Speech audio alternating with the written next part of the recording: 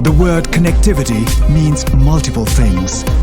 But at the core, connectivity boils down to corralling forces and coming together with a shared vision. We live in a digitally connected world where the exchange of trade, information and people are no longer bound by geography. The 2020 Kantipur Conclave reimagines connectivity and brings together a diverse group of people to discuss how we can cultivate partnerships, collaborations and relationships beyond our borders. Find out more by visiting kantipurconclave.com.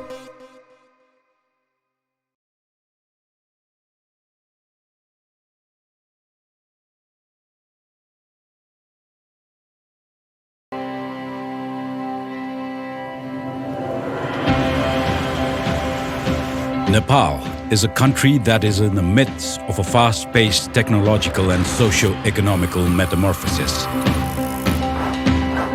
Driven by the long-awaited political transformation, the country is now being carried forward.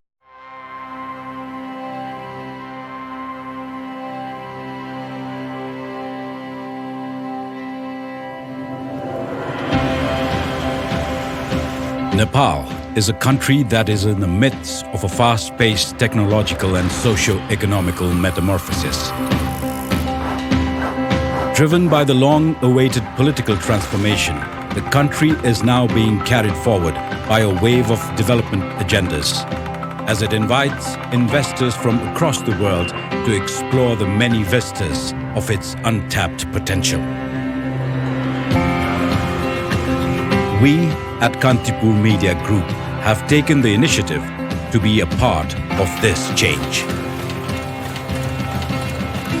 As Nepal's leading media group, KMG has been disseminating its journalism to millions of people throughout the country and abroad. Earlier this year, Kantipur Media Group hosted the first annual Kantipur Conclave with the theme Unleashing Nepal's Potential. Museums aren't built for now, they're built for the next 20, 30, 40 years. And we have that connection and that bridge. I'm truly pleased to attend this conclave, which has brought together entrepreneurs and businessmen from Nepal and abroad. The Kantipur Conclave brings together the most influential figures in business, politics, diplomacy, culture, arts, and media for a two-day gathering at the historic and cultural capital of the country, Kathmandu.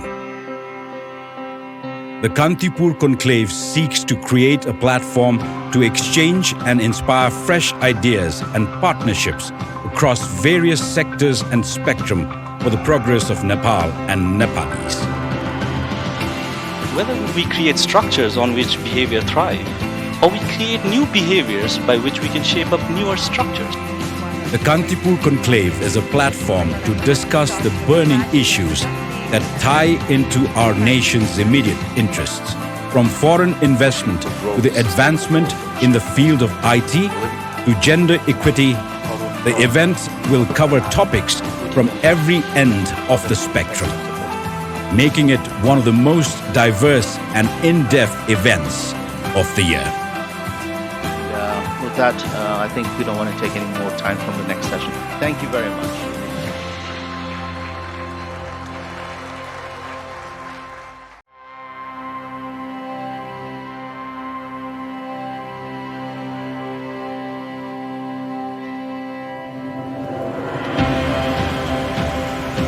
Nepal is a country that is in the midst of a fast-paced technological and socio-economical metamorphosis.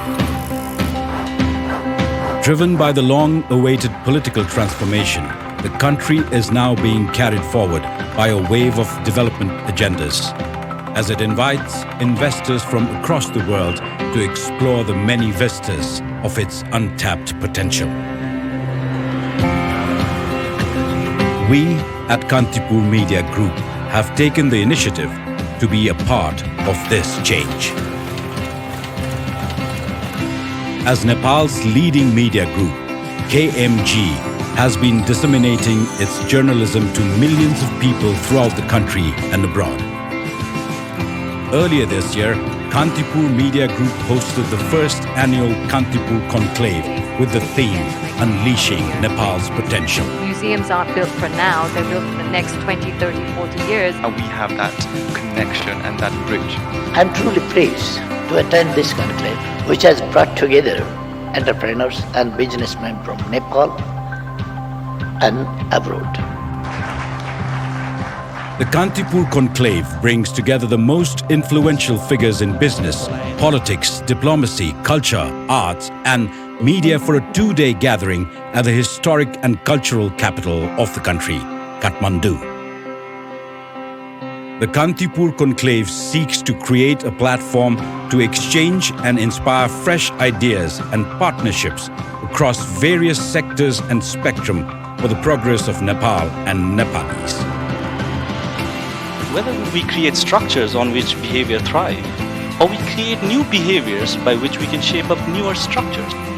The Kantipur Conclave is a platform to discuss the burning issues that tie into our nation's immediate interests, from foreign investment to the advancement in the field of IT to gender equity. The event will cover topics from every end of the spectrum, making it one of the most diverse and in-depth events of the year.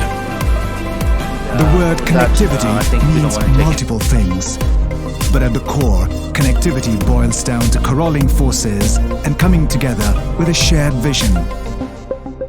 We live in a digitally connected world where the exchange of trade, information and people are no longer bound by geography.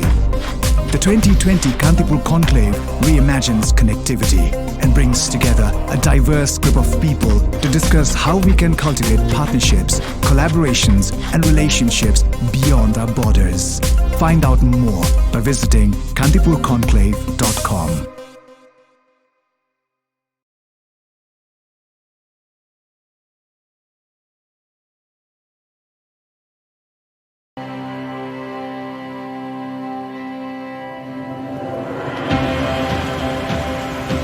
Nepal is a country that is in the midst of a fast-paced technological and socio-economical metamorphosis.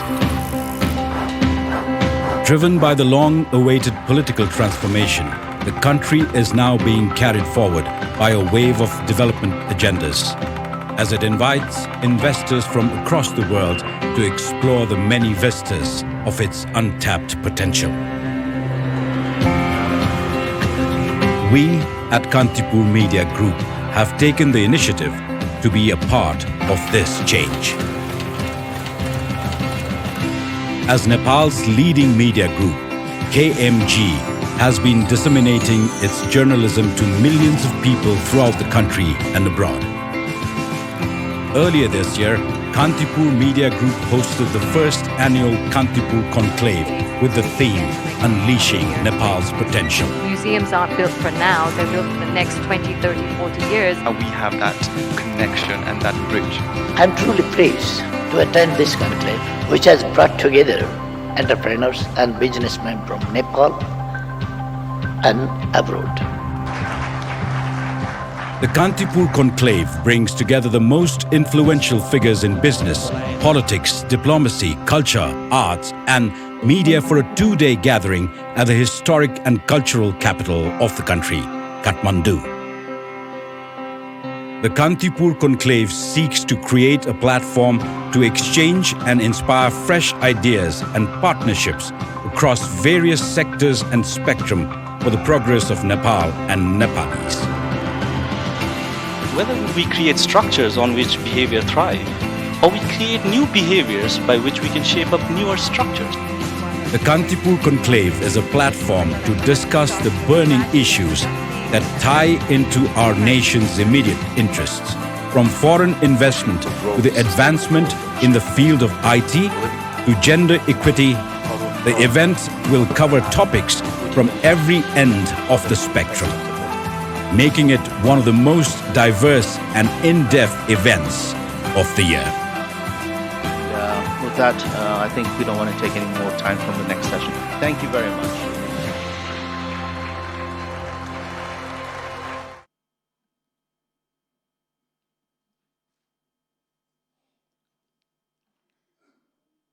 Good afternoon, ladies and gentlemen. Namaste and welcome to Kantipur Conclave 2020 with the theme Reimagining Connectivity. Connectivity holds multiple perspectives, interpretations, and ideals. Connectivity is what highlights our times today. We live in a digitally connected world where the exchange of trade, capital, information, and people are no longer bounded by geography. The 2020 Kantipur Conclave is a two-day event that reimagines connectivity from a multifaceted lens, leveraging constructive interactions to identify opportunities on cultivating synergy, convergence, partnerships, collaborations, and relationships, and amid the ever-so-changing global dynamic. Ladies and gentlemen, once again, a warm welcome and thank you for joining us in this inaugural session of Kantipur Conclave 2020. May I please request Right Honorable Prime Minister of Nepal, Mr. KP Sharma Oli, for the formal inauguration of the event.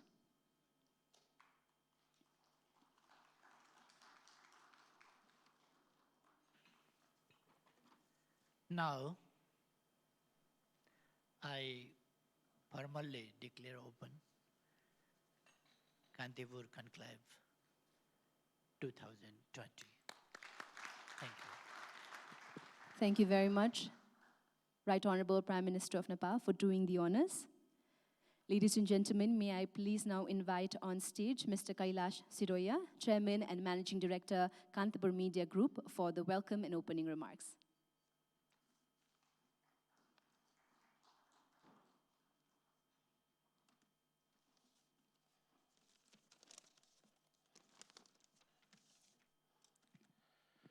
Good afternoon. Right Honorable Prime Minister, eminent keynote speakers, panelists, moderators, and delegates who have traveled from around the world, and our distinguished guests. On behalf of Kantipur Media Group, I would like to welcome you to the second annual Kantipur Conclave. For those who are here for the first time, we deeply appreciate your participations. Those returning for the second year, it gives us a tremendous energy to see you here again. For 27 years, Kantipur Media Group has strived to steer discussion and protect democratic values. And our publications have been the leader in sharing news and stories with the millions of people at home and abroad. Together, our publication in print, broadcast, and digital medium have been committed to providing the right information to our vast audience, as well as our advertisers, so they can better understand the issue, the context, and the consequences facing our countries. When we started the Kantipur Conclave last year, our hope was to open up a new space for public discourse. With the beginning of a new era of democracy, Nepalese have been more committed than ever before to figuring out in their own ways a roadmap for the prosperous Nepal. The conclave is an attempt to contribute to a robust discussion and sharing of ideas and collectively take us toward that goal. This year, we are thrilled to host distinguished panels of entrepreneurs, policymakers, and thought leaders to discuss how our country can take advantage of an interconnected world, how connectivity can fuel innovations, and how we can move forward by harnessing the best of what those around us can offer. Sirs, we hope that this year's conclave will serve as the ideal platform to begin those conversations, and that the insights from experts will elevate our discourse. Together, as we reimagine connectivity over the next 2 days, we hope the ideas that emerge here will foster a healthy environment to advance our community and our country. We are confident your time and participation at Kantipur Conclave this weekend will be very much worth your time. Right Honorable Prime Minister, I also thank you from your busy schedule. You have taken time to grace this occasion and give the inaugural speech. Welcome again. Thank you.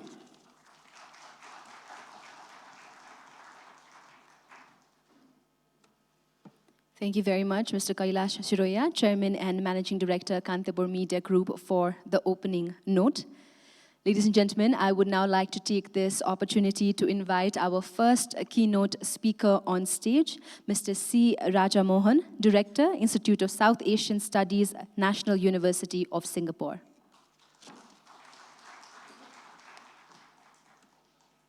Thank you very much. Honorable Prime Minister Oli, Mr. Sirohiya, it's a privilege for me to be here this afternoon at the Kantipur Conclave.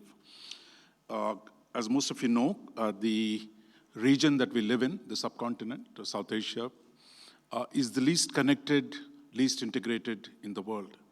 So I really hope that the conversation we're having today here will help reduce that disconnectivity and promote the integration of our own region with itself, as well as with the rest of the world. So I want to thank the Kantipur Group and the BEAD Management Center for inviting me to be part of this. What I want to do as we begin this conversation here, just to take a step back and look at the historical dimension of the debate on connectivity, and to drop probably three lessons from that historical experience. To start with the first one, which is the backstory, if you will, for connectivity. Now, while we talk about the Belt and Road Initiative of China as a game changer, and we debate the Indo-Pacific strategies today, it's often, we presume as if history started with the BRI or the Indo-Pacific. It did not. There's a long history where, in this region, where connectivity was taken up repeatedly and by different set of actors. Now, the very name Silk Road actually invokes the past history where Europe and Asia were connected over land and also over sea, where goods, ideas, religious beliefs traveled across this vast Indian and the Pacific Oceans, as well as the Eurasian landmass. Coming to closer to recent history, that long before China was in this game or Indo-Pacific has been debated by the Americans, it was really the Europeans who brought connectivity to this part of the world.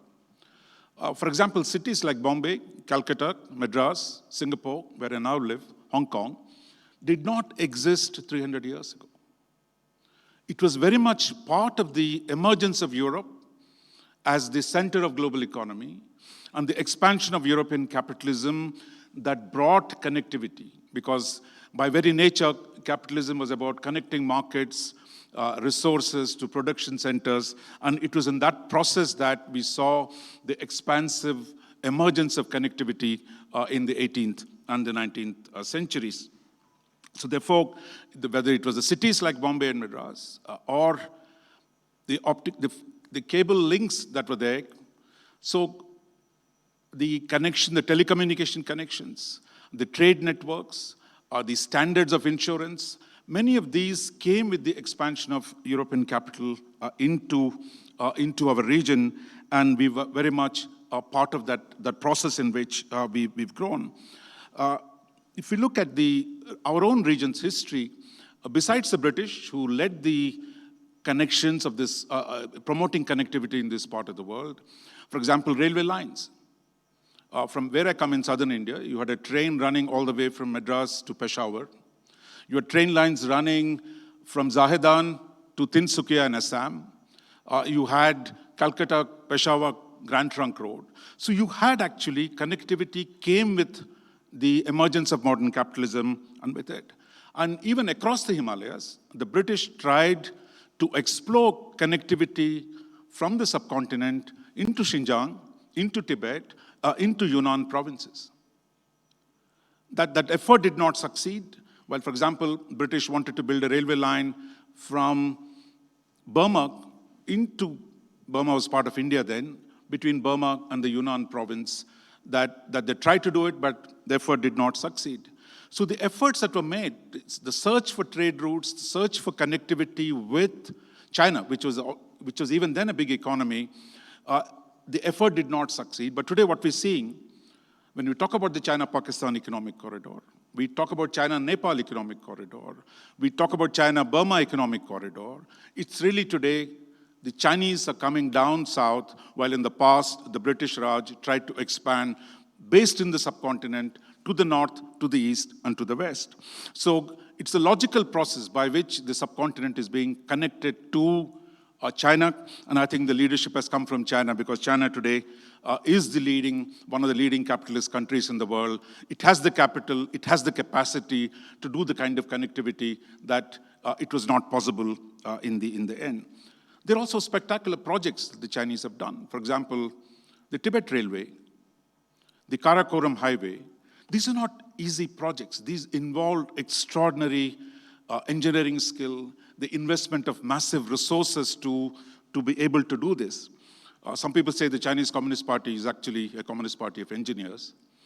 And they think big, they're dreaming big today, they're trying to do large projects. But then, this is not the first time again. If you go back to the backstory, if you go back and look at Suez Canal, nothing changed the world geography more than the Suez Canal that linked the Mediterranean Sea to Indian Ocean by digging a canal, which was a huge expense at the time. The entire traffic on the maritime domain moved from round Africa through the Mediterranean and transformed this region.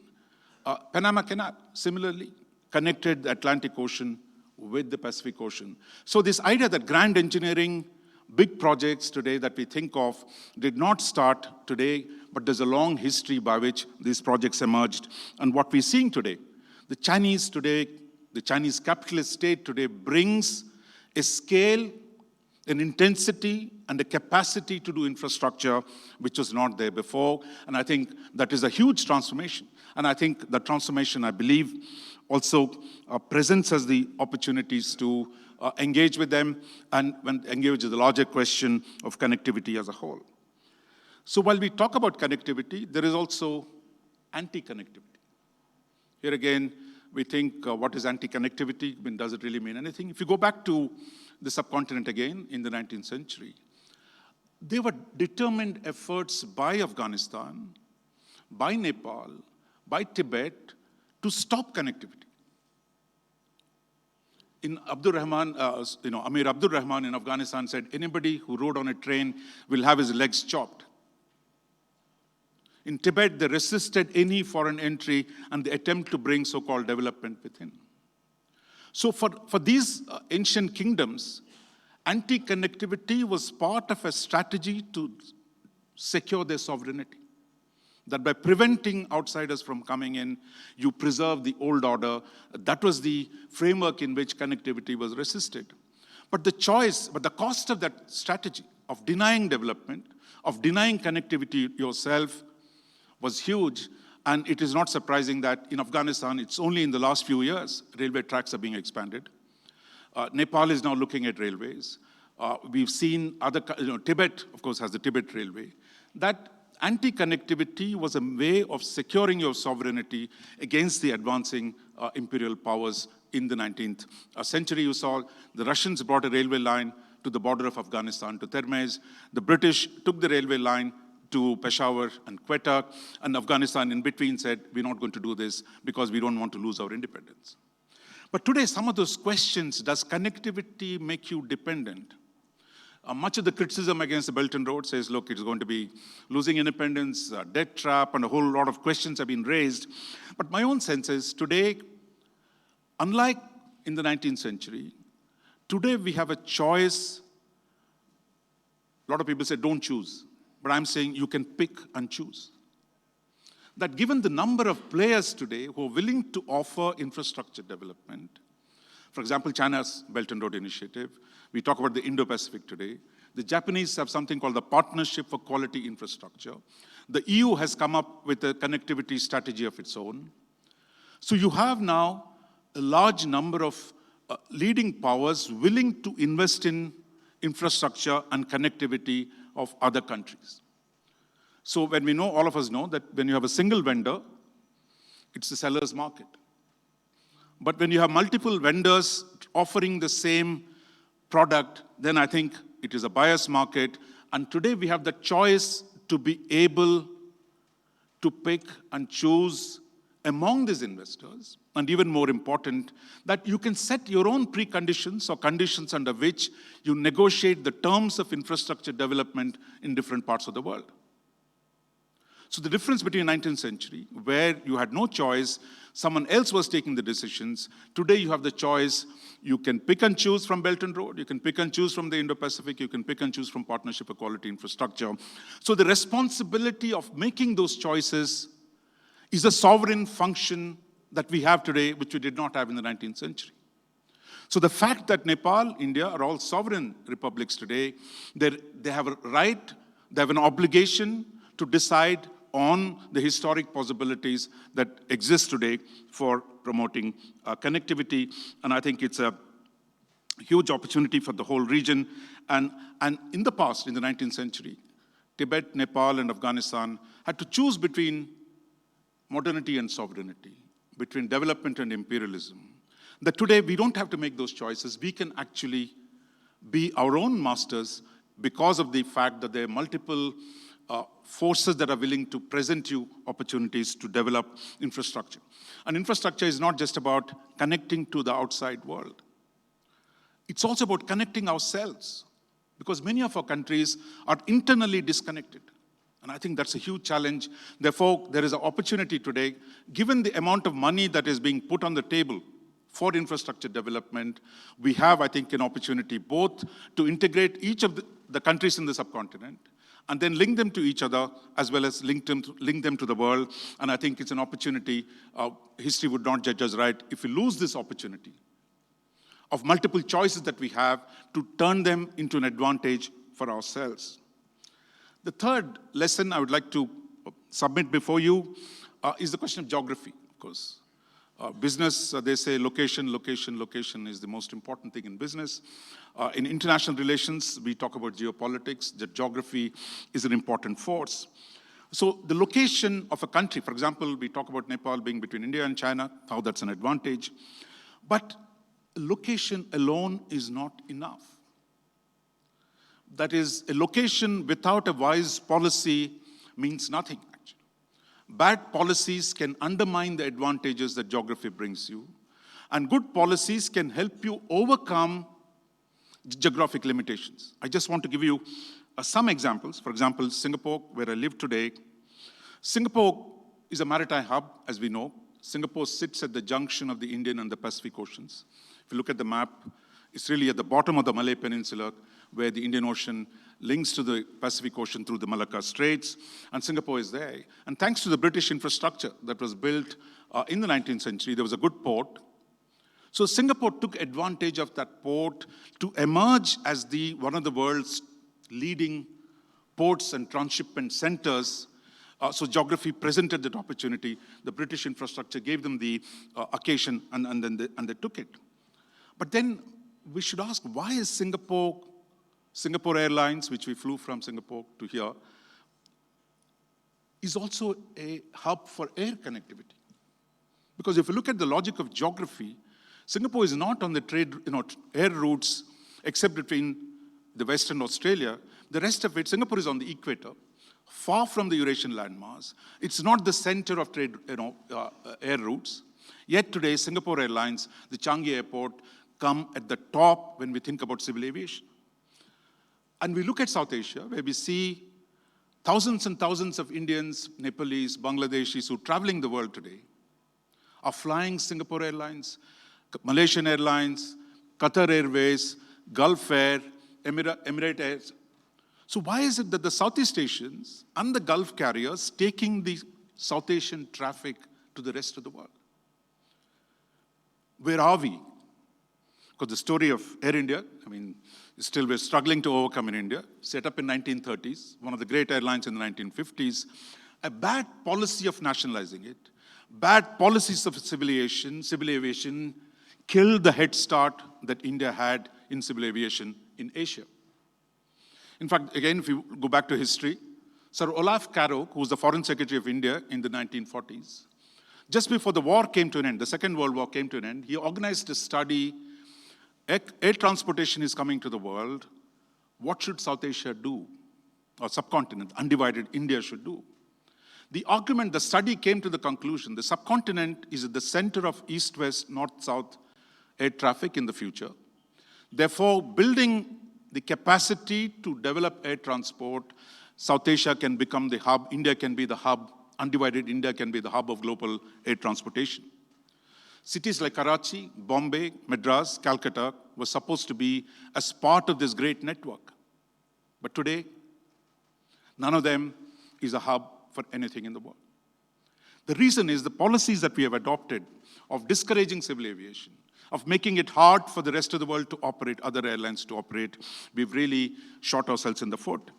And one of the advantages that we inherited from the British, thanks to the Second World War, the British lay airstrips everywhere, from Nepal to Maldives, airstrips everywhere to deal with the Japanese invasion. So we inherited a massive infrastructure. We could have built civil aviation, but bad policies in the subcontinent prevented us from taking full advantage of what we got. And I think that takes us the lesson that, look, geography is not enough. Good intentions are not enough. Good policies that take advantage of your location, good policies that promote connectivity are critical for successful development of connectivity strategies. So that brings me to the conclusion here. I just want to sum up what I've said with just three broad propositions. First, the transformation of the global infrastructure today is a consequence of the emergence of the Chinese capitalism. Chinese state is one of the richest today in the world. It can mobilize the kind of resources only the Europeans could dream of in the past. Therefore, that is a new fact of life. The Chinese capital is a new fact of life. All of us are going to deal with it. But because Chinese capital is trying to promote infrastructure development, the other countries, the rival capitalist powers, because I can use the Marxist framework, I'm in Nepal, so I hope that's not a problem here, that the other capitalist powers are competing with alternative proposals. Therefore, you have actually multiple power centers in the world, multiple economic centers in the world offering connectivity proposals, and that opens up a huge space for us. I think that's what we need to take, and that we have a historic opportunity here for the subcontinent as a whole to make the best and to negotiate hard. We can negotiate the terms of that engagement, unlike in the past. That is advantage, and that advantage will come only if we take a non-ideological approach, an approach that goes by what is in this project for me, for my country. That is going to produce results than an a priori classification of X strategy is great, it's a game changer, Y strategy is bad, it is imperialist, rather than taking preconceived ideological positions. If we say, what are the terms of the loan that are being offered to me? How much can I do with it? What are the repayment terms? It is those hard terms that must decide our connectivity strategy, and I think there is a room. The second is the geographic location that India and the subcontinent have today. We are between Eurasia, that is Western China, and the Indian Ocean. We're also in the heart of the Indo-Pacific. If you see the maps of Chinese BRI, it is in the subcontinent where the land and the maritime routes come together. Because it's only the subcontinent that can give access to Western China into the Indian Ocean. It's also the maritime traffic. So both directions, both on the land side as well as on the maritime side, you have actually the subcontinent is in a great location. So therefore today, the challenge for us, that is the third conclusion, which is really, it is developing a strategy for effective negotiation. Not a priori deciding on ideological terms, but I think today you have actually a pragmatic policies on connectivity, a hard negotiating political will to negotiate with the main providers of infrastructure will, I think, provides us a basis on which we can fundamentally transform our region in the years ahead. Thank you very much.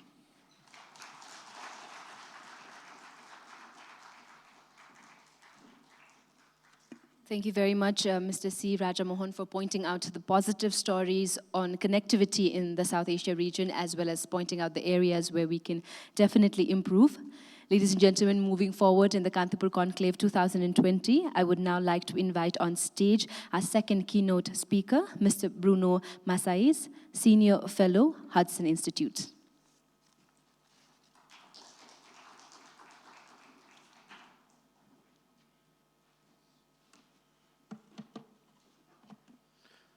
Right Honorable Prime Minister Sharma, Mr. Kailash Sirohiya, it is a pleasure to be here. I want to start by thanking the organizers for inviting me. My first time in Nepal, and I've been taking great advantage of it. I've been here for 8 days now, traveling everywhere. A country that reminds me of how small my own country is. Portugal has only 10 million inhabitants, and Nepal 28 million, I believe. Perhaps some people, because of the size of your neighbors, some people in Nepal still think about Nepal as a small country. Well, not where I come from. You would probably be the fourth largest country in the European Union. But also a country that is, throughout its history, a connector of civilizations, of cultures, a center of trade. But more important than a center of trade, a center of ideas. The history of Nepal is a history of connecting great civilizations and connecting cultures, sometimes in an effort that seems almost impossible when we look back. How to bring together the great religions of Hinduism and Buddhism, how to bring together the great ancient civilizations of India and China in a precarious balance and equilibrium, is something that I think is really rather unique in the world. Sometimes Nepal makes me think of the history of Switzerland, but Switzerland, also a country of high mountains, but as I could see in Pokhara, nothing that can be compared to the vision of the Annapurna when you wake up in the morning. Certainly the Mont Blanc in Switzerland does not come close. But like Switzerland, bringing together different cultures, in the case of Switzerland, Italy, Germany, France, but on a much larger scale, on a global scale. And I want to talk a little bit about this in my remarks today. In an op-ed in the Kathmandu Post today, I start by noting the famous golden window in Patan, where a bodhisattva is portrayed as emanating all the Hindu divinities from his body. But remarkably, and I believe this is the artistry of the piece, in the frame around the center, you see, in fact, an image of Shiva, an image of Garuda. So in a way, think about it this way. The superiority, let us call it that way, of Buddhism is affirmed in the central panel, but then in the frame around that central panel, the primacy of Hinduism is reaffirmed again. And you go back and forth between the center and the frame. Those who want to see their immediate convictions reaffirmed in a place of authority, like the golden window, will see them reaffirmed. Those who have a more philosophical disposition will go back and forth between the center and the frame, forcing them to move to a higher plane of reflection and a higher plane of philosophical and spiritual understanding. It is for me a beautiful image of what Nepal has achieved throughout its history, and it will allow me to make a point that I think is important and not always made, although Raja Mohan has already made it with his characteristic brilliance. And that's the point that connectivity is not only about roads and railways. If connectivity were about that, we could delegate it to a group of engineers, a corps of engineers. It is about that, but not only about that. And in fact, the most interesting part is the connectivity between ideas, the connectivity between civilizations, the connectivity between different models. And the rest, by the way, only works when this fundamental sense of connectivity is being developed. Forget about building railways and roads if you have different civilizations battling each other. The fundamental sense of connectivity is how do we bring different cultural worlds, different political models together? And don't believe for a moment that we have moved beyond the historical period where different political models were battling each other. I think the last 2 or 3 years show that we never moved beyond that. We don't have a universal civilization in the sense that we all agree on everything. We have different competing models.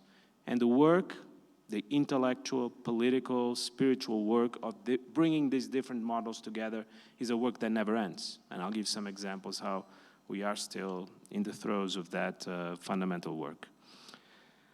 The fundamental work is, in fact, an intellectual work where artists, thinkers, religious people are really called to provide the bridge between different ways of thinking about human life and different ways of thinking about the world. Allow me to say that today, when we look at the world, we see a certain naivete when people think about this.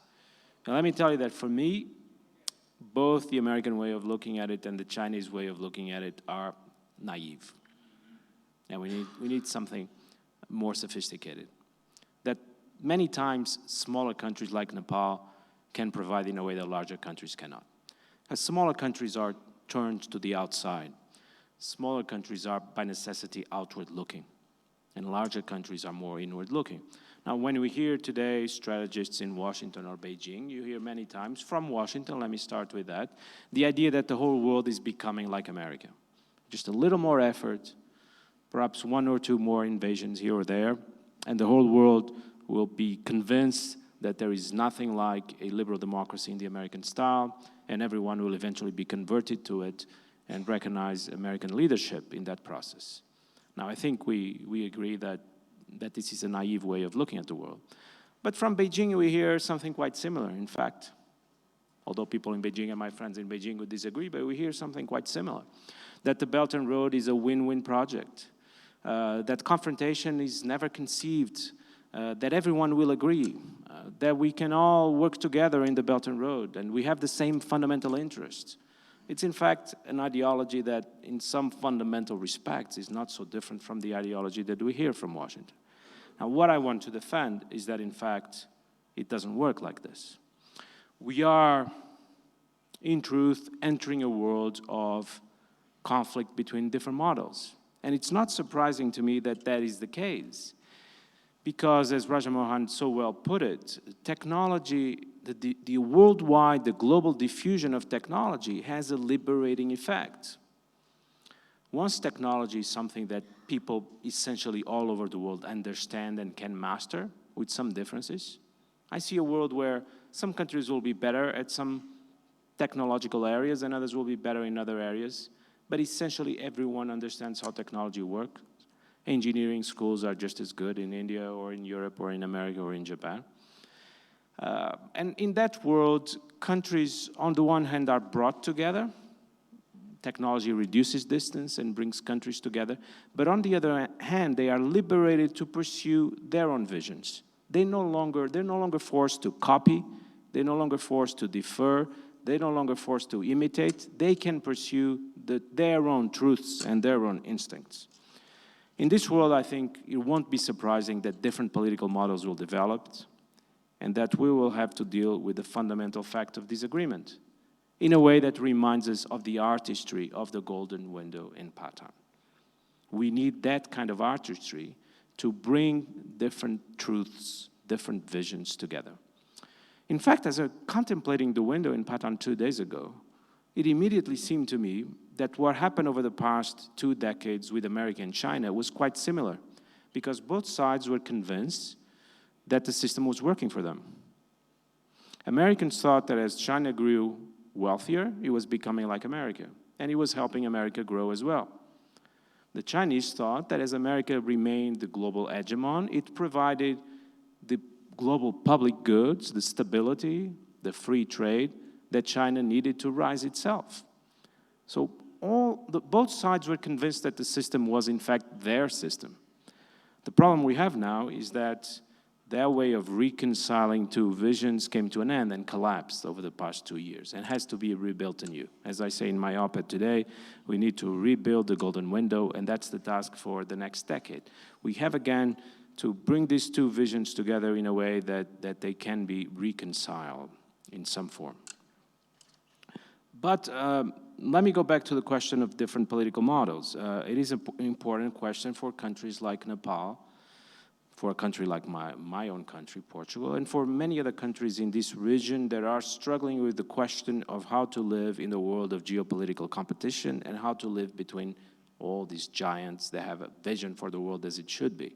And I'm thinking of Myanmar, I'm thinking of Kazakhstan, I'm thinking of Singapore. It's a country that is struggling with the sense that we've entered the new world where it will be increasingly difficult to work with both America and China. How do you do this? How do you combine different models? And why is it important? Now, let me refer to a recent visit to Pakistan just a month ago. And as much as I had studied the China-Pakistan economic corridor, it was only in Pakistan that I realized, in fact, that its true meaning, again, is not about roads and railways. Its true meaning is providing a general framework within which economic policy will be conducted in Pakistan in the next 10, 20 years. It is quite remarkable as you talk to policymakers in Pakistan that they immediately say, well, because of CPEC, because of the China-Pakistan economic corridor, we have to do this, and we shouldn't do that. They ask the question, what is the best way to take advantage of CPEC? How should we change our own regulations in order to take advantage of CPEC? And then it gets to the point where you're traveling on a bus or you're walking around Islamabad or Lahore, and not being a speaker of Urdu, you do hear the word CPEC almost all the time, constantly, in a cafe or in a bus. Because even people who are not in politics are talking about it. It's the way Pakistan thinks about its future. And the decisions it makes, decisions within the framework of CPEC. That shows the challenges that countries like Pakistan and Nepal and others are facing. Because once you adopt a certain framework, it becomes more difficult to work under a different framework. As Pakistan increasingly adapts its laws and regulations to what China expects, it becomes more difficult for Pakistan to work with America or the European Union. If the public procurement laws that Pakistan adopts are the public procurement laws that exist in China, it will be more difficult for a European company to work in Pakistan. And we should be upfront and honest in recognizing this. Again, goes back to my idea that we don't live in a universal civilization, we have different models. And the challenge, again, is the challenge of the golden window. It's the challenge of bringing these models together. And the challenge of, for smaller countries, the challenge of not being forced to choose. The challenge of working with all sides at the same time. From that point of view, the great task today of bringing these different models together is more in the hands of countries like Nepal than in the hands of the United States and China. Someone said my op-ed today is an optimistic op-ed. It is optimistic in the sense that I do see the work being done to reduce conflict, to increase cooperation, but that work is increasingly being done by smaller countries, for whom it is a vital interest not to enter a world of geopolitical competition. I don't see that fundamental work being very well done by the United States or by China. This is important because it gives smaller countries a task for the future, not just to watch passively as we enter a new Cold War, but to actually make the work of bringing these different models together. It may be intellectually and practically difficult. It may be a challenge that will take many years. It will take skill. It will take, above all, political skill, because as the Golden Window shows us, there's also an element here of political skill. The Mala kings were trying to convince two constituencies that they had the dominant position. And in a way, smaller countries will have to convince the United States and China that both have a dominant position. Any other option is, of course, puts us on the road to increasing conflict and confrontation. So let me conclude by saying that this great task of bringing civilizations together is more than ever in the hands of smaller countries. It's more than ever in the hands of countries that spend their time looking at the world outside, that cannot afford to look inwards, and that in a way also have their vision for the world as it should be in the coming decades. Nepal can look proudly to its history and realize that on a scale even larger than the scale that is necessary today. It has already accomplished this task in the past. Thank you very much.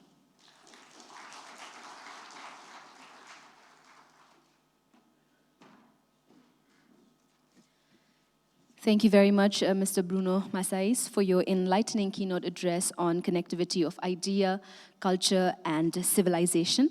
Ladies and gentlemen, here at Kantipur Conclave 2020 Reimagining Connectivity, I would like to invite our next keynote speaker, Mr. Andy Mock, Senior Research Fellow, Center for China and Globalization.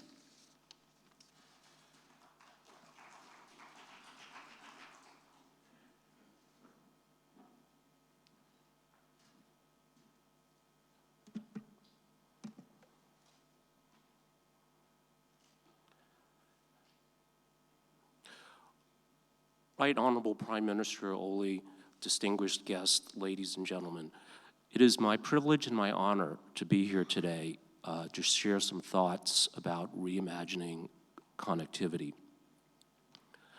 I'd like to organize my thoughts and my comments around three questions. The first question is, just how important is it to reimagine connectivity? The second question is, which country is well positioned to navigate and provide guidance on confronting these profound changes, and why? And then finally, what types of organizations are needed to help countries and societies respond effectively to the challenges and opportunities presented by a proper understanding of connectivity? We're all here today because we believe connectivity is important.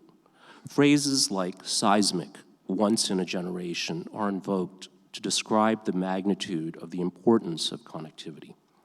However, I would suggest that even these terms underestimate the significance of the changes we are experiencing. Connectivity, which includes artificial intelligence, is changing power dynamics in every sphere of society. Just as the Enlightenment obliterated every existing institution in the West, changes unleashed by the connectivity revolution are doing the same across the globe today. Some of the responses we're seeing to this disruption includes the rise of quote-unquote strongman populist leaders, and whether or not this is an effective political response still remains to be seen.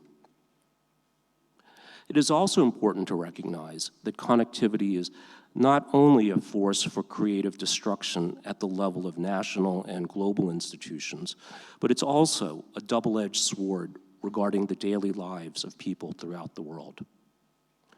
It has brought us unimaginable advances and conveniences ranging from jet travel to instantaneous and free communication with anyone in the world.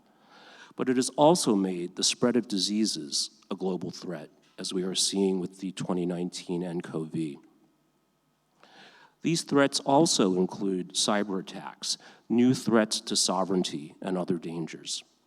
As Tom Friedman, the New York Times columnist, said, during the nuclear age, a handful of countries could kill us all. In this emerging age, any one of us can kill us all. As such, we are at a historic time in the story of mankind, and finding the right way forward has never been more important. Turning to my second question, given that I'm a senior research fellow at the Center for China and Globalization, you might not be surprised at my answer that I suggest that China has much to offer in navigating our way through this historic period, and I have several reasons for this claim. First, the structure of China's government promotes flexibility and agility in responding to domestic and international challenges. We're all following the news, I'm sure, about the efforts at containing the nCoV virus, including the building of a hospital in 10 days, a 1,000-bed hospital in 10 days, some of the other measures taken that demonstrate the ability of the Chinese government to act decisively with agility and with flexibility to threats. But given that this is a conference, a conclave about connectivity, I'd also like to share a brief anecdote about the rollout of 5G in China. So one of the key challenges of rolling out 5G is not in the 5G handsets, so the new smartphones that will allow us to download movies in 2 seconds. But it's really the parts that most consumers don't see, and that's the networking equipment, the base stations, the antennas. And one of the big challenges in rolling out universal 5G really isn't technological, and it really isn't cost. It's the ability to drive change through society. So when we think about putting up 3, 5, 10 times the number of antennas required under 4G, the ability to make things happen at a local, even a neighborhood level is critical. And I think this example, we can see that where China can make a decision at the national level, have it rolled out to the provincial, the municipal, even to the neighborhood level, demonstrates the flexibility that it can bring to addressing not just domestic challenges, but also international ones. Second, the articulation of a vision for international relations that China has articulated and promulgated. And here I would differ a little bit with what Bruno said in his very enlightening and insightful presentation, in that China's vision is creating a community for shared future for mankind. And here the key word is shared future, not shared values, meaning that China's view of this world, whether we're talking about the Belt and Road Initiative, whether we're talking about other types of initiatives, the AIIB, other institutions, other types of bilateral and multilateral relationships, are that it's not necessary for us to share the same values, the same ways of looking at the world. It's just enough that we are committed to working together to building a shared future. Finally, I think China has demonstrated a commitment to this vision that is both is pragmatic and not dogmatic, and demonstrates a long-term perspective.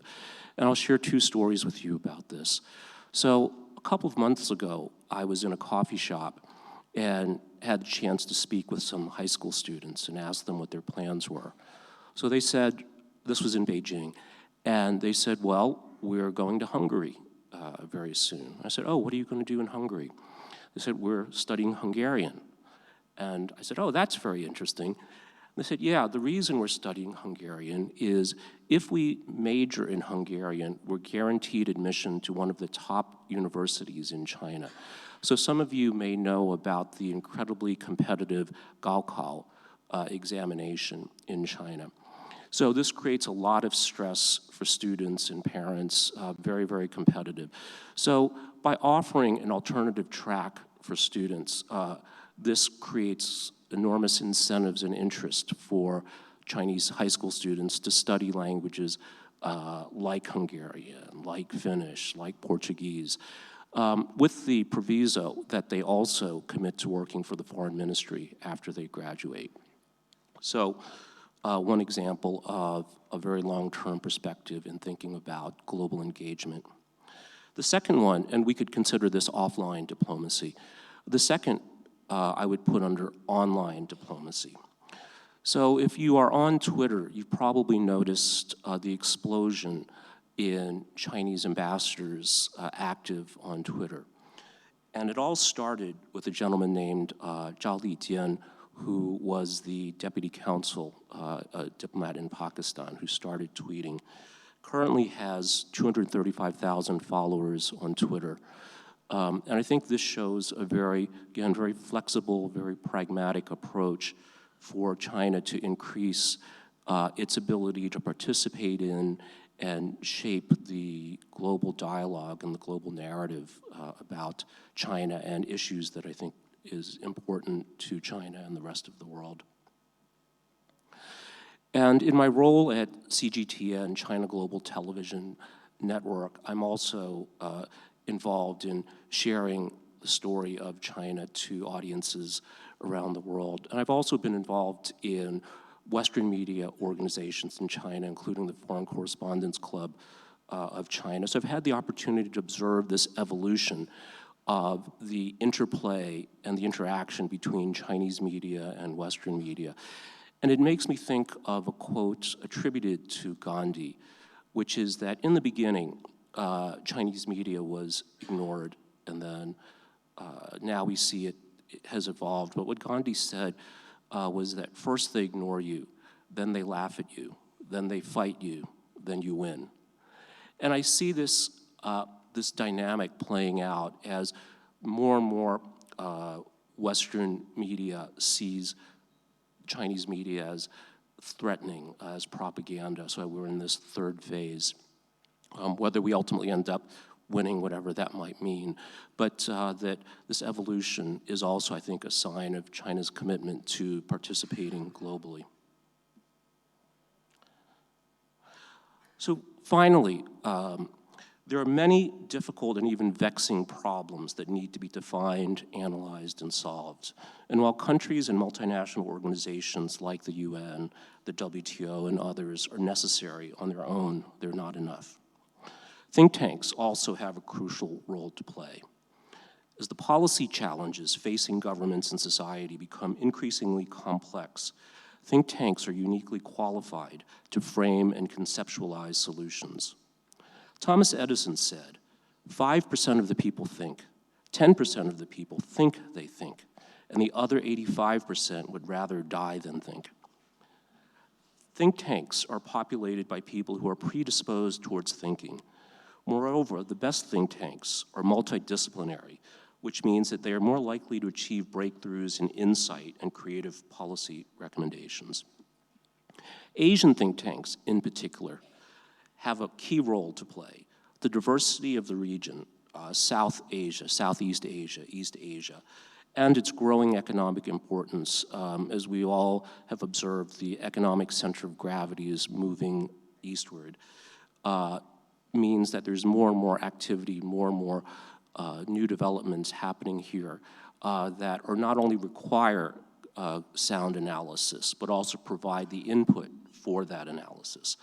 Finally, Asia historically has had a veneration for education and expertise, and I think that also contributes to a very strong think tank industry, if we can call it that.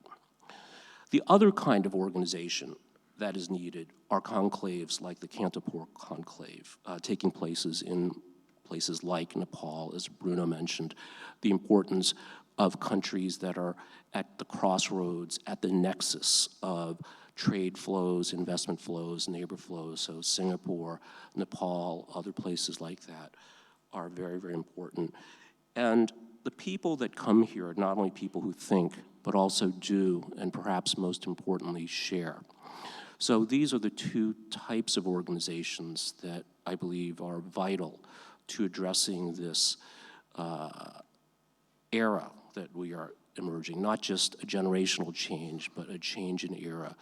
So to sum up, I believe that this idea of imagining connectivity is far more important than just a technological shift, but is profoundly changing every sphere of society and upsetting the power dynamics and creating the opportunities for the creation of new dynamics.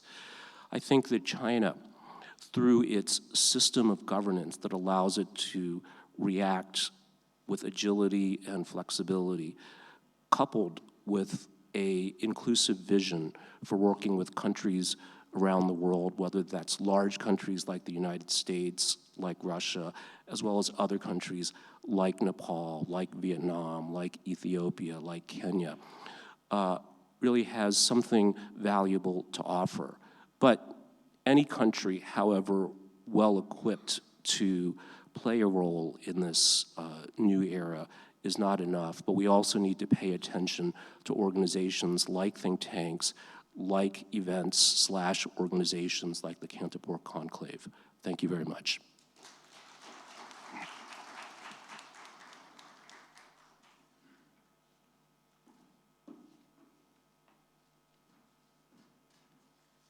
Thank you very much, Mr. Andy Mock, for your informative keynote address. Ladies and gentlemen, it is with great honor and pleasure that I am going to invite Right Honorable KP Sharma Oli, Prime Minister of Nepal, for the inaugural address here at Kantipur Conclave 2020.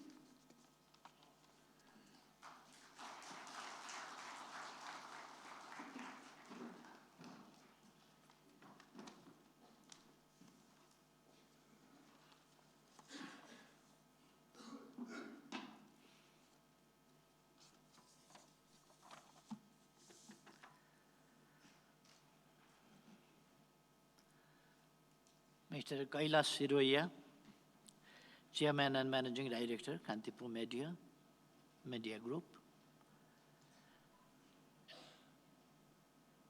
Speaker of this session, Mr. C. Raja Mohan, Mr. Bruno Macaes, Mr. Andy Mo. Distinguished guests, participants, friends from media, ladies and gentlemen, good afternoon and namaste.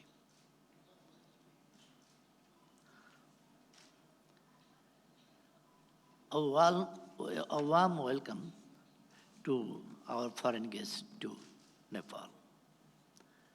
Hope you will enjoy your stay in this beautiful country.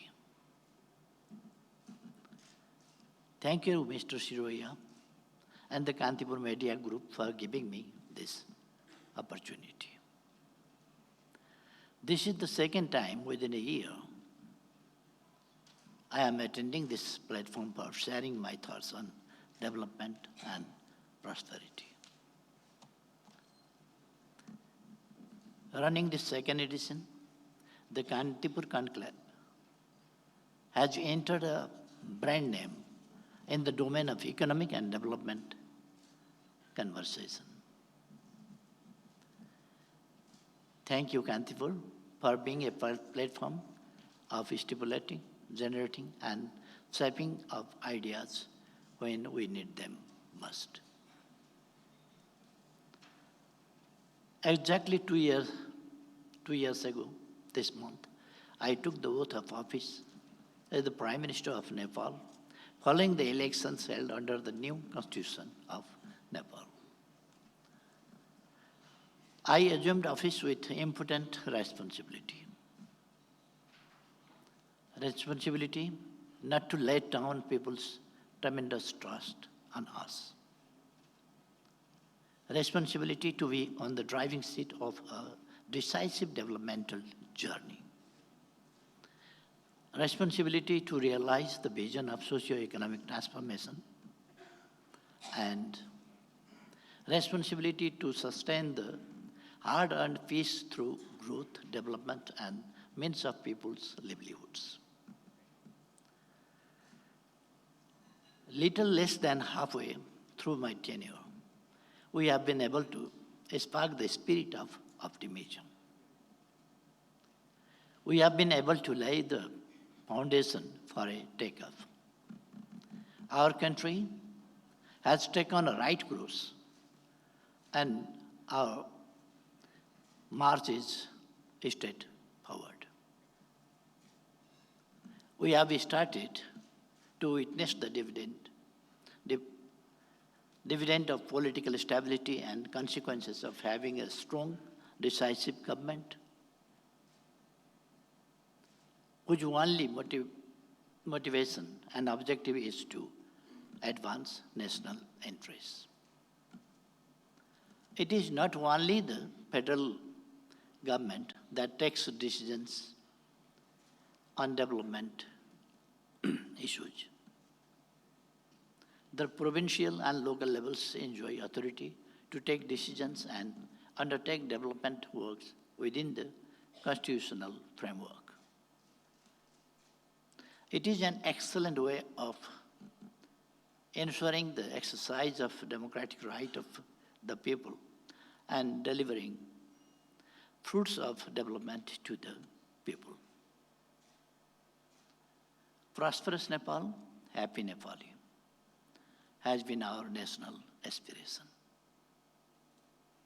For me, a prosperous society is one that is civilized, that nurtures positive feelings, that embraces the principles of harmonious coexistence amidst diversity, that takes pride in national achievements, and that thinks beyond the narrow walls of self-interest. We need dedicated efforts in inculcating young minds with a sense of these attributes of civilized society. Dear friends, quite unlike the long, torturous years of political transition, when more time was spent on rancorous political debates, the past 2 years have offered us different vibe. Conversations on growth, job and welfare have become louder. Economic development has taken the front seat. Uncertainty and confusion have become the subject of the past. Policy stability, predictability, consistency, and coherence have earned us credibility and tolerance and trust. This is what I believe is the right way forward. Our uncompromising focus on results and delivery have started to pay off. Our economic policy has started to indicate encouraging results. The country's GDP is growing at the rate of consistently over 6% for the past 3 years. National saving has increased accordingly, and this provides a solid base for capital formation in the country. I commend the private sector for being an indispensable part of this momentum. More important that the number is the enforcement of confidence that development is possible, and that is certainly in our own lifetime. Dear friends, there is a growing sense that what was once thought to be a distant dream could soon be a reality. Connectivity has been the main thrust of our engagement with our neighbors.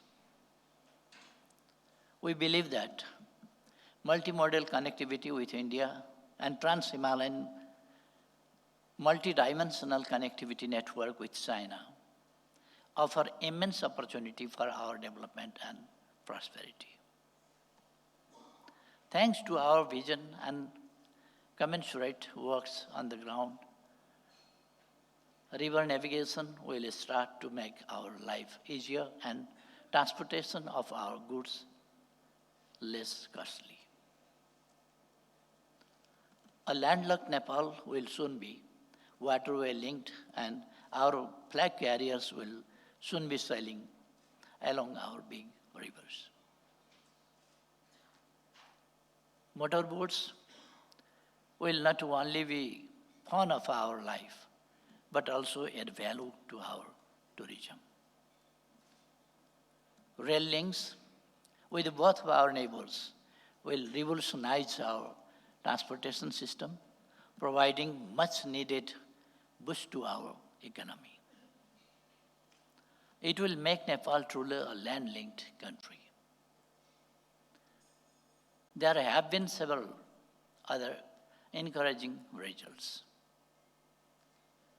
This region's first cross-border petroleum pipeline came into operation just a few months back. The soon to be completed two international airports in Bhairava and Pokhara are going to be game changer in the field of air connectivity. Cross-border transmission lines are receiving priority. Brighter future lies ahead for power trade on bilateral and sub-regional basis. These development projects are promising future for releasing our development potentials. Distinguished guests,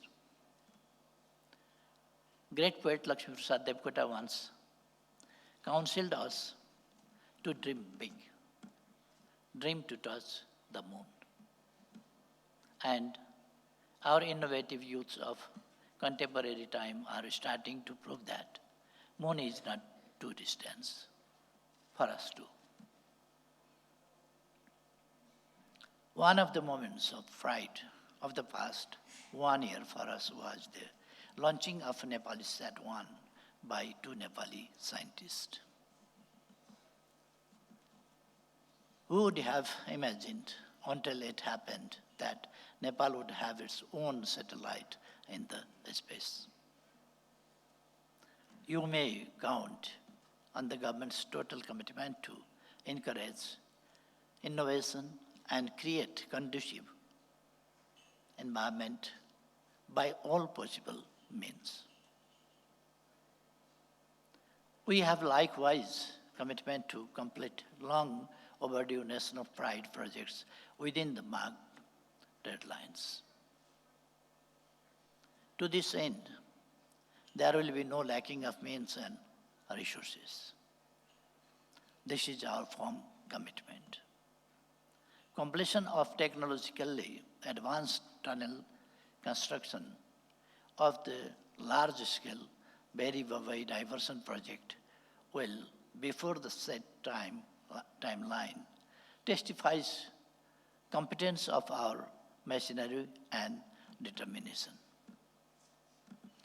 The national pride Upper Tamakosi project will be completed soon. That is hydropower project. This and several other idle projects of various scales will surely transform the electricity supply scenario of Nepal. This success will prompt us to undertake similar transformative projects in the future. At the People's Government, our determination to address people's hardship has been proven. And our determination is buttressed by required actions on the ground. In 2015, during my short stint as Prime Minister, I pledged to make the country twin-free. For me, the pathetic sight of children and women in remote places clinging to a string to cross a deep gorged river, often with load on their back, meant the extreme destitute and extreme backwardness that had to be ended.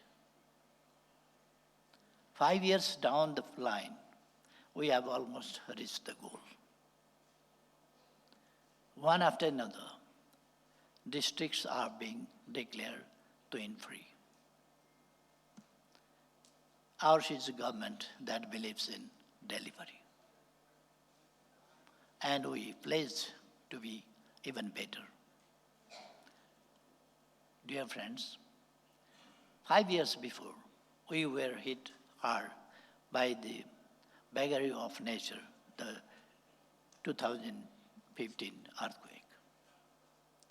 It destroyed our homes, our infrastructure, and devastated our cultural icons, inherited from our long and glorious history. Staring before us was the colossal challenge of restituting our riches. Political situation of the initial reconstruction years was not conducive. Past 2 years have generated a different favor, nonetheless. Private homes have been rebuilt, public properties have been restored, cultural sites have been reinstated. In a year's time, the iconic Darara Tower will stand tall in the heart of city again. Dear friends, private sector entrepreneurs and individuals, innovators, are the principal actors in this collective expedition. We are mindful of the government's responsibility as a facilitator, enabler, and provider of law and order and suitable competitive atmosphere. Early days in this functioning, my government diagnosed the presence of cartels and syndicates as detriment to the growth of competitive private sector and quality services to the people. Let me take this opportunity to urge the private sector to reciprocate the government's greed, to foster healthy, competitive economic environment where everyone has fair chance to grow, to shun the tendency of rent-seeking and seeking short-term benefits. Our expectation is that our invest in productive sector with long-term vision, that you adapt state-of-art technology and become competitive, that you do not unduly seek the comfort of government protection all the time, and that you do not call yourself fledgling forever. My government is there to support your initiatives. We have already developed a sound regulatory framework by enacting, and amending necessary legislations. Our country is undoubtedly a fertile ground for investment. Examples are plentiful before us. Companies that invest boldly in productive sectors with long-term vision are cherishing high rate of return. My government is committed to ease and facilitate the entry of new players and startups in all productive sectors. We have already started one-window services for prospective investors. Company registration service is getting smoother. Land acquisition is getting more simplified. Cost of tax payment is reduced, and dispute settlement is reformed. We are further expanding reach to e-payment for easy transaction. The decision to award commercially important person award mirrors our commitment to honor and encourage the leading figures in the field of industry, trade, and entire business so that they could become a role model for others. Measures have likewise been taken to improve micro, cottage, small and medium industries based on local raw materials. Tourism sector is of Nepal's unmatched advantage given richness of our natural and cultural assets. Visit Nepal year 2020 is expected to boost this sector not only in terms of number of tourist arrival, but also in expansion of tourism, infrastructure, and site development. Comprehensive social security and framework of social safety nets are not only the stepping stone towards the welfare-based society, but also the means to promote sound industrial relations. The integrated social security plan, launched by year before, has been a hallmark initiative in this direction.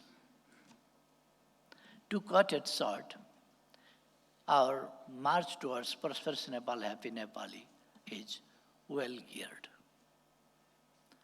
Dear friends, as the rest of the world braces for the fourth industrial revolution, Nepal cannot afford to remain left out in the front of technological quantum leap. Breakthrough in advanced technology, including artificial intelligence, is certain to bring unprecedented disruption in the way we work and manage things.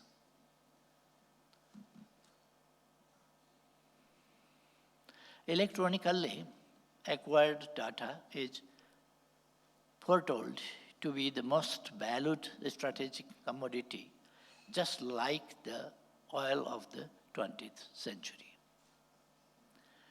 There are predictions that production pattern may change and today's jobs will no more be available tomorrow. And the new jobs will demand a new set of skills, often beyond the reach and grasp of the less educated and those belonging to the higher side of age group.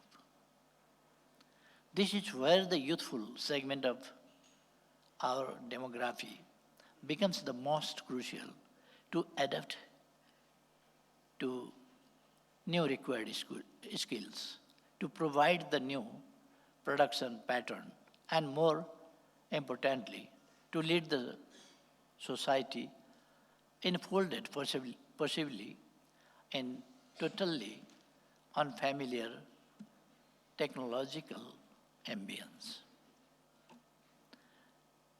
Youths who are well exposed to advanced education and technological sophistication available in places around the world should be the most valued assets of our country.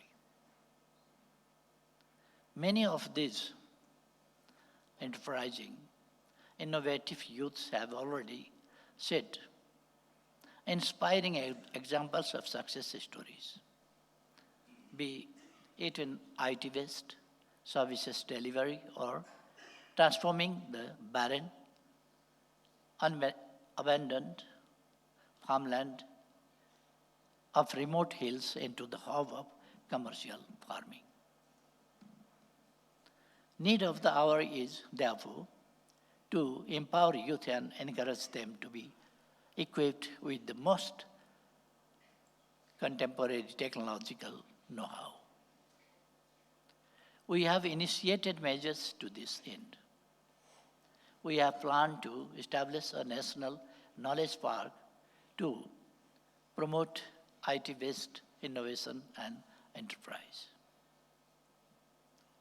You will may be aware of the Brain Gain Center set up by Foreign Ministry with the aim of reaching out the Nepali diaspora and tapping their expertise to their country's socio-economic development.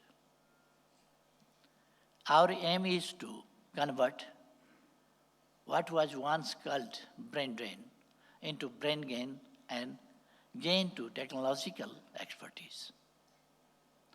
Technology makes life easy and, in the meantime, entails risks.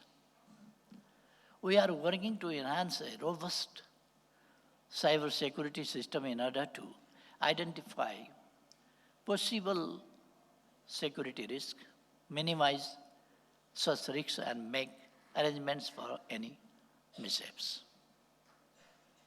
Dear friends, foundation of progress and modernization is good governance.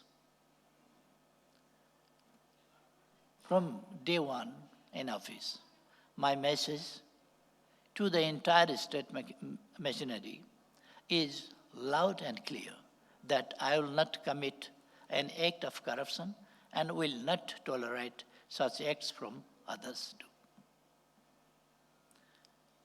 The latest decision of the Commission for the investigation of the abuse of authority to file cases against 175 persons speaks volumes of our national commitment to fight against corruption. Let me assure once again to this distinguished gathering of thought leaders, media persons, entrepreneurs, captains of private sector, and social activists that no stone will be left unturned to fight corruption and ensure good governance. I feel encouraged to note countries gradually improved ranking in the latest international reports. I am fully aware that we have miles to go on this front. In the ambitious journey towards prosperity, Nepal cannot afford to be a lone wayfarer. We can only achieve what we want with the support, solidarity, and goodwill of friends around the world, both from the government and private sector. We seek to actively engage with them. As a platform for such engagement, Nepal is hosting Sagarmatha Samvad in the first week of April this year. Initiated as the country's flagship event to debate contemporary pertinent issues, the first edition of Samvad, which will be dedicated to climate change, is expected to bring together political leaders, policymakers, strategic thinkers, intellectuals, media entrepreneurs, and eminent people from various walks of life from all over the world. As a result of our effort and outreach, Nepal's presence in international arena is getting more and more resounding. We seek to keep up the momentum. With our neighbors, our excellent relations continue. Close engagements at leadership level have been instrumental in generating positive vibe in these relations. President Xi's visit in October last year and bilateral meetings with the Prime Minister of India, Sri Narendra Modi, in the past had provided an excellent opportunity to widen and deepen ties with both of our neighbors. Exchange of high-level visits with other friendly countries are in the pipeline. We want to fully engage with the international community. Let me conclude by saying this. Our country is rich in ideas and knowledge, rich in natural and cultural resources, rich in demography, and has tremendous goodwill and support of the international community. We have all enabling factors to speed of development and decimate poverty and underdevelopment. However, this cannot be achieved with the efforts of the government alone.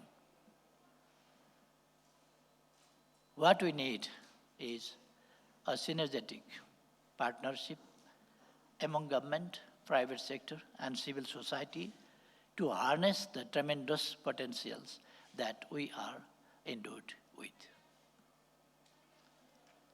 It should be done today not tomorrow. Time is of essence. We do not have luxury to move slow. We do not have luxury to fail. We need success at faster pace. Let us make extra efforts to transform the development landscape of this country and also the region. Thank you for listening patiently. Thank you.